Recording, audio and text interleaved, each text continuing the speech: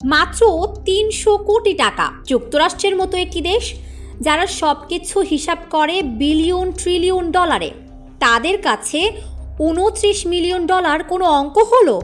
কিন্তু সেই ২৯ মিলিয়ন নিয়ে একাধিকবার কথা বলেছেন যুক্তরাষ্ট্রের নতুন প্রেসিডেন্ট ডোনাল্ড ট্রাম্প। তার এই কথায় আবার আমাদের আগ্রহ অনেক, কারণ ২৯ মিলিয়ন ডলারের সমান প্রায় ৩০০ কোটি টাকা যে এসেছে বাংলাদেশে।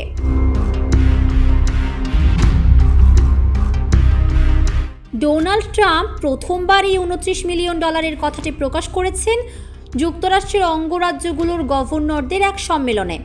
জানিয়েছেন এমন একটি প্রতিষ্ঠানকে এই টাকা দেওয়া হয়েছে যাকে কেউ চেনে না। সেই প্রতিষ্ঠানে কাজ করেন সবেধন নীলমণি মাত্র ২ জন। যুক্তরাষ্ট্র সরকার কেন এই টাকা দিয়েছে, এই কেনর উত্তরও ডোনাল্ড ট্রাম্পে দিয়েছেন ২২ ফেব্রুয়ারি কনজারভেটিভ পার্টির প্রভাবশালী প্রতিনিধিদের সম্মেলনে।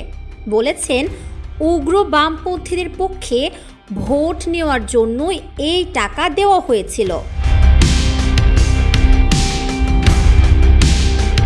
বাংলাদেশের কোন প্রতিষ্ঠান এই টাকা পেয়েছে তা নিয়ে সামাজিক যোগাযোগ মাধ্যমে চলছে আলোচনা। কেউ জানাচ্ছেন ঢাকা বিশ্ববিদ্যালয়ের রাষ্ট্রবিজ্ঞান বিভাগের অধ্যাপক আইনুল ইসলামের মাইক্রো গভর্নেন্স রিসার্চ ইনিশিয়েটিভ বা এমজিআর এই টাকা পেয়েছে। বাংলাদেশের রাজনৈতিক পরিকাঠামো শক্তিশালী করতে এই টাকা দিয়েছে ইউএসএআইডি। রাজনৈতিক পরিবেশ শক্তিশালী করতে বিভিন্ন সরকারি বেসরকারি বিশ্ববিদ্যালয়ের ১০,০০০-এরও বেশি ছাত্রছাত্রীকে নিয়ে সারা দেশে প্রায় ৫৫০ অনুষ্ঠান করেছে এমজিআর। ইউএসএআইডির এই টাকায় আরও একটি প্রতিষ্ঠান করেছেন অধ্যাপক আইনুল হক, যার নাম অ্যাপ্লাইড ডেমোক্রেসি ল্যাবরেটরি।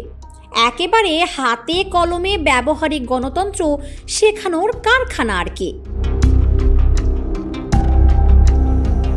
ওদিকে আলোচনার চর্চায় আছে আরও একটি প্রতিষ্ঠানের নাম, দি হাঙ্গার প্রজেক্ট।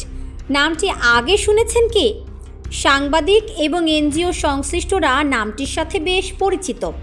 এর প্রধান কে জানেন তো? বদিউল আলম মজুমদার। তিনি আবার সুশাসনের জন্য নাগরিক বা সুজনেরও প্রধান। ইউএসএআইডির টাকা নাকি দি হাঙ্গার প্রজেক্টও পেয়েছে। ক্ষুধা ও দারিদ্র্য দূর করার এই এনজিও বাংলাদেশের মানুষদের গণতন্ত্রের ক্ষুধা দূর করার কাজে ইউএসএআইডির টাকা ব্যবহার করে থাকতে পারে।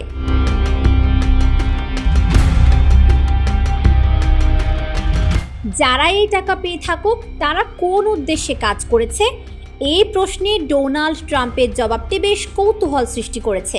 তিনি বলছেন অতি উগ্র বামপন্থীদের ভোট দেওয়ার পরিবেশ সৃষ্টির জন্যই এই টাকা ব্যবহার হয়েছে।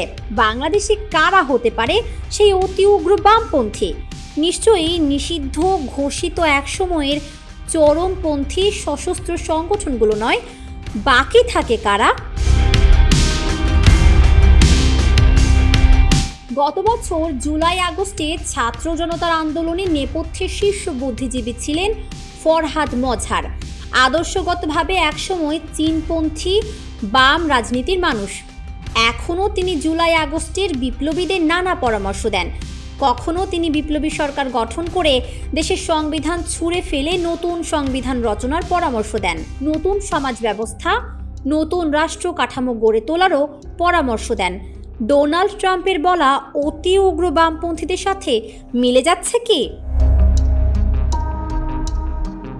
বিশ্বের বিভিন্ন দেশে গণতন্ত্র শক্তিশালী করতে নানা নামে নানা প্রকল্পে টাকা দিয়ে আসছে মার্কিন যুক্তরাষ্ট্র।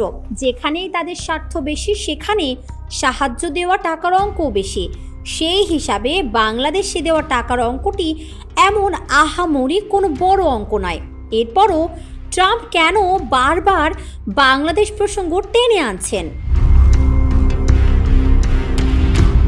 এর কারণ নিশ্চিতভাবে বলা না গেলেও অনুমান করা যায়। ডোনাল্ড ট্রাম্প ২০১৬ সালে যখন প্রথমবার প্রেসিডেন্ট হন তখন নির্বাচনী তার প্রতিপক্ষ কে ছিলেন মনে আছে তো? ডেমোক্রেটিক পার্টির হিলারি ক্লিন্টন।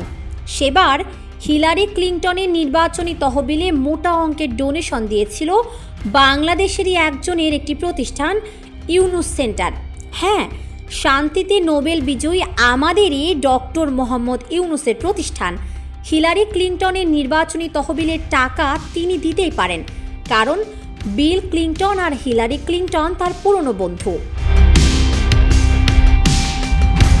যুক্তরাষ্ট্রে ডেমোক্রেটিক পার্টি জো বাইডেন ক্ষমতায় থাকাকালে বাংলাদেশের গণতন্ত্র শক্তিশালী করতে দেশটি অর্থ দিয়েছে। ডেমোক্রেটরা ক্ষমতায় থাকতে থাকতেই বাংলাদেশে ক্ষমতায় বসেছেন ডক্টর মোহাম্মদ ইউনূস। কেউ যদি 2 এ 2 4 মেলাতে চান, মেলাতেই পারেন।